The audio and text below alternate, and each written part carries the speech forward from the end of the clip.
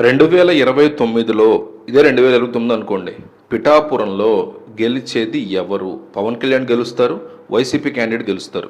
వంగ గీత కావచ్చు, ఎవరైనా కావచ్చు. సో ఛానల్ లైక్ అడగట్లా, సబ్స్క్రైబ్ అడగట్లా. జనం ఏమనుకుంటున్నారు పిఠాపురం గురించి కానీ, ఇన్నాళ్ల పవన్ కళ్యాణ్ యొక్క ప్రస్థానం యాజ్ ఏ డిప్యూటీ సీఎం, ఆయన ఎమ్మెల్యేగా పిఠాపురంకి ఆయన ఎట్లా చేశారు, దాన్ని బట్టి చూసుకుంటే ఇప్పటికిప్పుడు ఎన్నికలు జరిగితే పిఠాపురంలో, అది 2029లో జరిగితే ఎవరు గెలుస్తారని మీరు అనుకుంటున్నారు? పవన్ కళ్యాణ్ గెలుస్తారు, వైసీపీలో క్యాండిడేట్ గెలుస్తారు. రెండింటిలో ఒకే ఒక్క కామెంట్ మీరు చేయండి.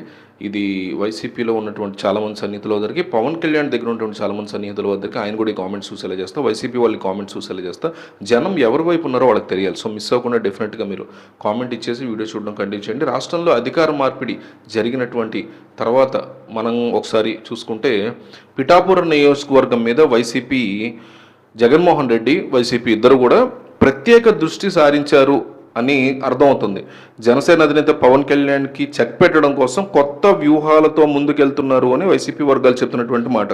2024 ఎన్నికల్లో కేవలం 11 సీట్లకే పరిమితమైనటువంటి వైసీపీ పార్టీ కూటమికి బలమైన నియోజకవర్గాల మీద ఇప్పుడు వైసీపీ దృష్టి సారించింది. అందులో భాగంగా పిఠాపురం మీద ఒక ప్రత్యేక ఫోకస్ పెట్టినట్టు మనకు అర్థమవుతుంది.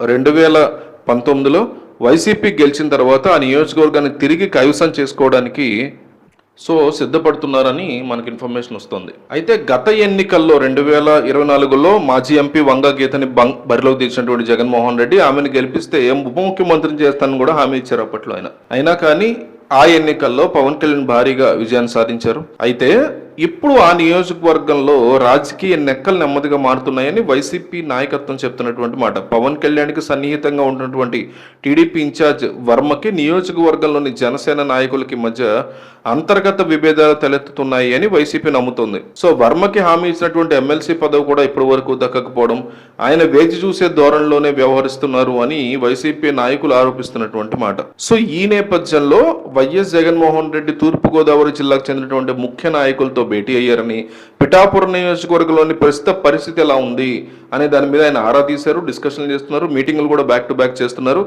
సో వంగ గీత ఇన్ఛార్జిగా నడుస్తున్నా కూడా పూర్తి స్థాయిలో ఫోకస్ చేయట్లేదనేటువంటి అభిప్రాయం కూడా పార్టీ నేతల్లో వ్యక్తమవుతుందనే మాట వినిపిస్తుంది.